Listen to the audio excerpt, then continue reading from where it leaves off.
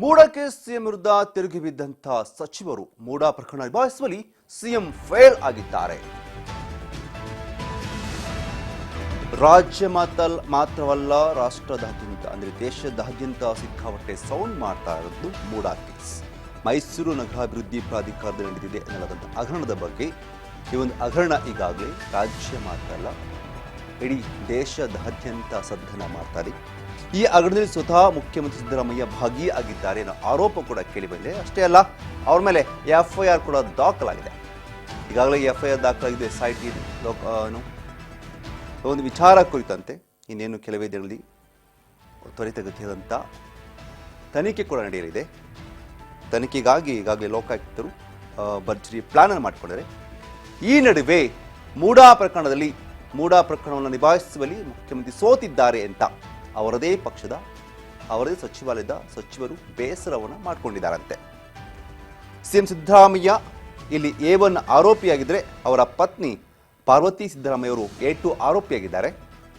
ಮೂಡ ಹಗರಣ ಸಂಬಂಧ ಸಿದ್ದರಾಮಯ್ಯ ವಿರುದ್ಧ ಎಫ್ಐಆರ್ ದಾಖಲಾಗ್ತಿದ್ದಂತೆ ಯಾವಾಗ ಈ ಒಂದು ಎಫ್ಐಆರ್ ದಾಖಲಾಗುತ್ತೆ, ಸರ್ಕಾರ ಸ್ವಲ್ಪ ಮಟ್ಟಿಗೆ ಅಲ್ಗಾಡಲು ಗೊತ್ತಿರುವಂಥ ವಿಚಾರ.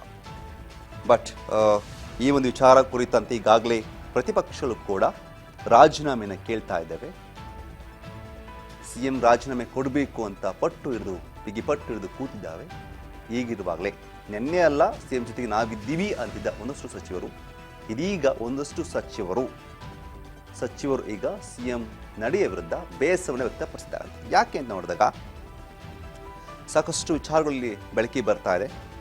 ಮುಖ್ಯಮಂತ್ರಿ ಸಿದ್ದರಾಮಯ್ಯ ಅವರ ವಿರುದ್ಧ ಮೂಡ ಹಗರಣದ ಆರೋಪ ಕೇಳಿ ಬರ್ತಿದ್ದಂತೆ ಸಚಿವರು, ಹೈಕಮಾಂಡ್, ಶಾಸಕರು ಮತ್ತು ಕಾರ್ಯಕರ್ತರು ಸಿಎಂ ಪರವಾಗಿ ನಾವಿದ್ದೇವೆ ಎಂದು ಹೇಳಲು ಆರಂಭಿಸಿದರು. ಫಸ್ಟ್ ನಮ್ಮ ಜೊತೆ ಇದ್ದೀವಿ ಅಂತ ಹೇಳಿದ್ರು. ಬಟ್ ಇದೀಗ ಸ್ವತಃ ಸಂಪುಟದ ಸಚಿವರು ಹಗರಣದ ವಿಚಾರವಾಗಿ ಸಿಎಂ ವಿರುದ್ಧ ಬೇಸರ ವ್ಯಕ್ತಪಡಿಸಿದ್ದಾರಂತೆ.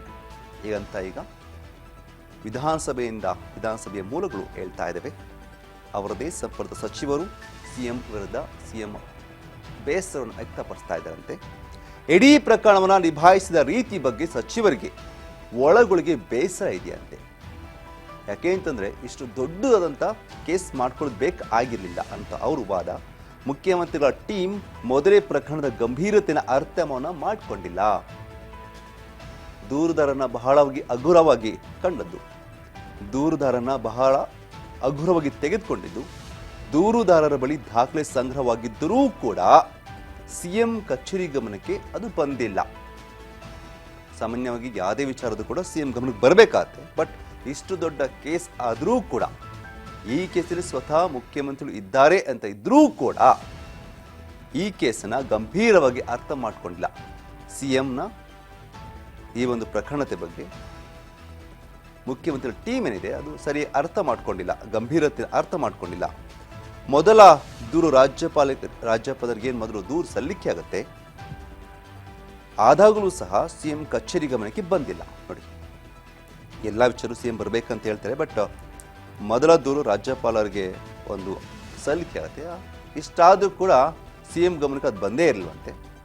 ಮೂಡ ತಾಂತ್ರಿಕ ಸಮಿತಿ ವರದಿಯನ್ನು ಕೂಡ ಗಂಭೀರವಾಗಿ ಪರಿಗಣಿಸದೇ ಇರೋದು, ತಪ್ಪು ಮಾಡಿದ ಅಧಿಕಾರಿಗಳನ್ನ ಆಯಾಕಟ್ಟಿನ ಜಾಗದಲ್ಲಿ ಮುಂದುವರಿಸಲಾಯಿತು. ಈ ಒಂದು ಏನಿದೆ ಕೇಸ್ ವಿಚಾರದಲ್ಲಿ ಯಾರೆಲ್ಲ ತಪ್ಪು ಮಾಡಿದ ಅಧಿಕಾರಿಗಳನ್ನ ಅವ್ರನ್ನ ಅಲ್ಲಲ್ಲೇ ಮುಂದುವರಿಸಿದ್ರು ಕೂಡ.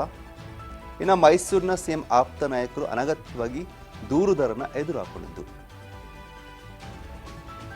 ಕೋರ್ಟ್ ಮೆಟ್ಟಿಲು ಹತ್ತಿದಾಗಲೂ ಸಹ ವಾದ ಮಾಡಿದ ರೀತಿ ಸಮರ್ಪಕವಾಗಿ ಇರಲಿಲ್ಲ. ಈ ತರ ಒಂದಿಷ್ಟು ಅಸಮಾಧಾನವನ್ನು ಅವರ ಸಂಪುಟದ ಸಚಿವರು ಹೊರ ಹಾಕಿದಾರಂತೆ, ಬೇಸರವನ್ನು ವ್ಯಕ್ತಪಡಿಸ್ತಾ ಇದ್ದಾರಂತೆ. ಇನ್ನು ಮುಖ್ಯಮಂತ್ರಿಗಳ ಪರ ವಾದ ಮಂಡಿಸಿದ ಅಭಿಷೇಕ್ ಮನು ಸಿಂಘ್ವಿ ಇದೆಲ್ಲ ವಾದದ ಬಗ್ಗೆ ಸಚಿವರು ಸಂತೃಪ್ತಿಯನ್ನು ಹೊಂದಿಲ್ವಂತೆ. ಸಿಂಘ್ವಿ ವಾದ ಇನ್ನಷ್ಟು ಸಮರ್ಥವಾಗಿ ಇರಬೇಕಿತ್ತು. ಪ್ರಕರಣದ ಗಂಭೀರತೆ ಅರ್ಥ ಮಾಡಿಕೊಳ್ಳುವಲ್ಲಿ ಸಿಎಂ ಫೇಲ್ ಆಗಿದ್ದಾರೆ. ಬಿಜೆಪಿ ಮೊದಲ ಹಂತದ ಟಾರ್ಗೆಟ್ ರೀಚ್ ಆಗಿದೆ, ಪ್ರಕರಣ ಬಹಳ ಮುಂದಕ್ಕೆ ಹೋಗಿದೆ ಅಂತ ಸಚಿವರು ಬೇಸರವನ್ನು ಪಟ್ಕೊಂಡಿದ್ದಾರಂತೆ. ಈಗಾಗಲೇ ಮೂಡ ಹಗರಣದ ವಿಚಾರವಾಗಿ ತನಿಖೆಗಾಗಿ ಲೋಕಾಯುಕ್ತ ಪೊಲೀಸರು 4 ತಂಡಗಳನ್ನು ರಚನೆ ಮಾಡಿಕೊಂಡಿದ್ದಾರೆ. ಪ್ರಕರಣದ ತನಿಖೆಗಾಗಿ ಲೋಕಾಯುಕ್ತ SP ಉದೇಶ್, ಡಿವೈಎಸ್ಪಿ ಮಾಲತೇಶ್, ಚಾಮರಾಜನಗರದ ಡಿವೈಎಸ್ಪಿ ಮ್ಯಾನ್ಯೂ ಥಾಮಸ್ ಹಾಗೂ ಇನ್ಸ್ಪೆಕ್ಟರ್ ಅವರನ್ನು ಒಳಗೊಂಡಂಥ 4 ತಂಡ ರಚನೆ ಆಗಿದೆ. ಈ ತಂಡ ನ್ಯಾಯಾಲಯದ ನೀಡಿರುವಂತಹ ದಾಖಲೆಗಳನ್ನು, ದೂರಿನಲ್ಲಿ ಅಡಕವಾಗಿರುವಂಥ ದಾಖಲೆಗಳನ್ನು ಪರಿಶೀಲನೆ ಮಾಡ್ತಾ ಇದೆ. ದಾಖಲೆಗಳ ಪರಿಶೀಲನೆ ಬಳಿಕ ಅಧಿಕಾರಿಗಳ ತಂಡ ತನಿಖೆ ಆರಂಭಿಸುವಂಥ ಸಾಧ್ಯತೆ ಕೂಡ ಇದೆ. ಮೂಡ ಈಗ ಇಡೀ ರಾಜ್ಯದ ಸರ್ಕಾರವನ್ನು ನಡೆಸ್ತಾ ಇದೆ. ಮೂಡ ಹಗರಣ ಮೈಸೂರು ನಗರಾಭಿವೃದ್ಧಿ ಪ್ರಾಧಿಕಾರದಲ್ಲಿ ನಡೆದಿದೆ ಅನ್ನಲಾದ ಹಗರಣ ಈಗ ಅಂದರೆ ಮೂಡ ಹಗರಣ ಇಡೀ ರಾಜ್ಯ ಸರ್ಕಾರವನ್ನು ನಡೆಸ್ತಾ ಇದೆ. ಸ್ವತಃ ಸಿಎಂ ಈ ಒಂದು ಹಗರಣದಲ್ಲಿ ಸಿಕ್ಕಾಕೊಂಡಿದ್ದಾರೆ. ಈ ಹಗರಣ ಕುರಿತಂತೆ ಈಗಾಗಲೇ ನಿನ್ನೆ ಮೊನ್ನೆವರೆಗೂ ಕೂಡ ಒಂದಷ್ಟು ಜನ ಶಾಸಕರು, ಸಚಿವರು ನಾನು ಜೊತೆ ಇದ್ದೀವಿ, ಹೈಕಮಾಂಡ್ ಸಹ ನಾವು ನಿಮ್ಮ ಜೊತೆ ಇದ್ದೀವಿ ಅನ್ನೋ ಮಾತನ್ನ ಭರವಸೆಯನ್ನು ಕೊಟ್ಟಿತ್ತು. ಹಾಗಾಗಿನೇ ಸಿಎಂ ಸಿದ್ದರಾಮಯ್ಯವರು ನಾನು ಯಾವುದೇ ಕಾರಣಕ್ಕೂ ಕೂಡ ರಾಜೀನಾಮೆ ಕೊಡೋದಿಲ್ಲ ಅನ್ನೋ ಮಾತನ್ನ ಹೇಳ್ತಿದ್ದಾರೆ. ಈಗಾಗಲೇ ರಾಜೀನಾಮೆ ಬೇಕೇ ಬೇಕು ಅಂತ ಪ್ರತಿಪಕ್ಷಗಳು ಬಿಗಿಪಟ್ಟು ಹಿಡಿದು ಕೂತಿದ್ದಾವೆ.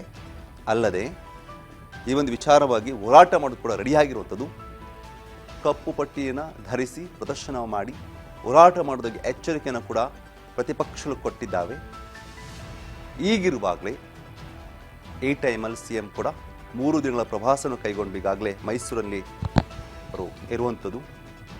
ಇವತ್ತು ಸಂಜೆ ಅಲ್ಲಿಂದ ಹೊರಡಬಹುದು. ಬಟ್ ಈ ಒಂದು ವಿಚಾರ ಕುರಿತಂತೆ ಇದೀಗ ಸಚಿವ ಸಂಪುಟದಲ್ಲಿ ಬೇಸರ ವ್ಯಕ್ತವಾಗ್ತಿದೆ. ಸಿಎಂ ಮೇಲೆ ಸಚಿವ ಸಂಪುಟದ ಒಂದಷ್ಟು ಸಚಿವರು ಬೇಸರವನ್ನು ವ್ಯಕ್ತಪಡಿಸ್ತಿದ್ದಾರೆ. ಯಾಕೆ ಅಂತಂದ್ರೆ ಇಂತಹ ಬಹುದೊಡ್ಡ ಕೇಸ್ ಆದರೂ ಕೂಡ ನೆಗ್ಲೆಕ್ಟ್ ಮಾಡಿದ್ದು, ಮೂಡ ತಾಂತ್ರಿಕ ಸಮಿತಿ ವರದಿಯನ್ನು ನೆಗ್ಲೆಕ್ಟ್ ಮಾಡಿದ್ದು ಇಲ್ಲಿ ಮೊದಲ ತಪ್ಪು ಅಂತ ಹೇಳ್ತಾ ಇದ್ದಾರೆ. ಅಲ್ಲದೆ ಯಾರೆಲ್ಲ ತಪ್ಪು ಮಾಡೋ ಅಧಿಕಾರಿಗಳನ್ನ ಆಯಾ ಕಟ್ಟಿನ ಜಾಗದಲ್ಲಿ ಮುಂದುವರಿಸಿದೆಯಲ್ಲ ಅದು ಕೂಡ ದೊಡ್ಡ ತಪ್ಪಾಗಿದೆ. ಇನ್ನು ಸಿಎಂ ಆಪ್ತ ನಾಯಕರು ಅನಾಗತ್ಯವಾಗಿ ದೂರು ಕೊಟ್ಟಂತ ದೂರುದಾರರನ್ನ ಎದುರಾಕೊಂಡಿದ್ದು, ಕೋರ್ಟ್ ಮೆಟ್ಟಿಲು ಹತ್ತಿದಾಗಲೂ ಕೂಡ ವಾದ ಮಾಡಿದ ರೀತಿ ಸಮರ್ಪಕವಾಗಿ ಇರಲಿಲ್ಲ. ಸಾಕಷ್ಟು ವಿಚಾರಗಳ ಬಗ್ಗೆ ಈಗ ಸಿಎಂ ಅಂದರೆ ಸಚಿವ ಸಂಪುಟದ ಒಂದಷ್ಟು ಸಚಿವರು ಈಗ ಬೇಸರ ವ್ಯಕ್ತಪಡಿಸಿದ್ದಾರೆ. ಅದಕ್ಕೆ ಕಾರಣಗಳು ಕೂಡ ಕೊಟ್ಕೊಂಡು ಹೋಗಿದ್ದಾರೆ. ಯಾಕೆ ಅಂತಂದಾಗ ಈ ಒಂದು ಕೇಸನ್ನು ಗಂಭೀರವಾಗಿ ಪರಿಗಣಿಸಿ ಇದ್ದದ್ದು ಕೇವಲ ಸಿಎಂ ವಿಚಾರ ಮಾತ್ರ, ಕಾಂಗ್ರೆಸ್ ಪಕ್ಷದ ವಿಚಾರ ಕೂಡ ಇಲ್ಲಿ ಬರಬೇಕಾಗುತ್ತೆ. ಸಿಎಂ ಒಂದು ಟಾರ್ಗೆಟ್ ಅಥವಾ ಏನು ಸಿಎಂ ಅನ್ನೋದು ಟಾರ್ಗೆಟ್ ಆದರೂ ಕೂಡ ಪಕ್ಷದ ಮೇಲೆ ನಿಂತ್ಕೋಬೇಕಾಗತ್ತೆ. ಹಾಗಾಗಿ ಸಿಎಂ ಈ ಒಂದು ಕೇಸನ್ನ ಸರಿಯಾಗಿ ಪರಿಗಣಿಸದೆ ಇರೋದು ಕೂಡ ಈ ಒಂದು ಕೇಸ್ ಇಷ್ಟು ದೊಡ್ಡದಾಗಿ ಇವತ್ತು ಆಗೋದಕ್ಕೆ ಸಾಧ್ಯವಾಯಿತು ಅಂತ ಹೇಳ್ತಾರೆ. ರಾಜ್ಯಪಾಲರಿಗೆ ಈ ಒಂದು ದೂರನ್ನು ಕೊಟ್ಟರೂ ಕೂಡ ಸಿಎಂಗೆ ಇದ್ರ ಬಗ್ಗೆ ಗೊತ್ತಿರಲಿಲ್ಲ. ಇಡೀ ಪ್ರಕರಣ ಬಗ್ಗೆ ಮೊದಲ ದೂರನ್ನು ರಾಜ್ಯಪಾಲರು ಕೊಟ್ಟರೂ ಕೂಡ ಈ ದೂರಿನ ಬಗ್ಗೆ ಸಿಎಂಗೆ ಗೊತ್ತಿಲ್ಲ, ಕಚೇರಿಗೆ ಬಂದಿಲ್ಲವಂತ ಗಮನಕ್ಕೆ. ಮೂಡ ತಾಂತ್ರಿಕ ಸಮಿತಿಯ ವರದಿಯನ್ನು ಗಂಭೀರವಾಗಿ ಪರಿಗಣಿಸಿರಲಿಲ್ಲ. ಇನ್ನು ಅವರ ಆಪ್ತರಿರ್ಬೋದು, ಅಲ್ಲಿನ ಮೈಸೂರಲ್ಲಿರುವಂಥ ಸಚಿವರು ಅಲ್ಲಿರ್ಬೋದು, ಅವರೆಲ್ಲರೂ ಕೂಡ ದೂರುದಾರರ ವಿರುದ್ಧ ತಿರುಗಿ ಬಿದ್ದಿದ್ದು, ಅವ್ರನ್ನ ಎದುರಾಕೊಂಡಿದ್ದು. ಇದೆಲ್ಲದಾದರೆ ಕೋರ್ಟ್ನಲ್ಲಿ ಇದೆಯಲ್ಲ ಅದರ ವಾದ ಕೂಡ ಸರಿಯಾಗಿ ಇರಲಿಲ್ಲ ಅನ್ನೋ ಮಾತನ್ನ ಹೇಳ್ತಿದ್ದಾರೆ. ಹಾಗಾದ್ರೆ ಈ ಒಂದು ಹಗರಣದಲ್ಲಿ ಬೈರತಿ ಸುರೇಶ್ ಕೂಡ ಆರೋಪಿನ ಅನ್ನೋ ಪ್ರಶ್ನೆ ಈಗ ಕಾಡ್ತಾ ಇರುವಂಥದ್ದು. ಯಾಕೆ ಅಂತಂದ್ರೆ ಮೂಡ ಹಗರಣದಲ್ಲಿ ಸಚಿವ ಬೈರತಿ ಸುರೇಶ್ ಕೂಡ ಆರೋಪಿಯಾಗಿದ್ದಾರೆ ಅಂತ RTI ಕಾರ್ಯಕರ್ತ ಸ್ನೇಹಮಯ ಕೃಷ್ಣ ಅವರು ಹೇಳಿಕೆ ಕೊಟ್ಟಿರುವಂಥದ್ದು.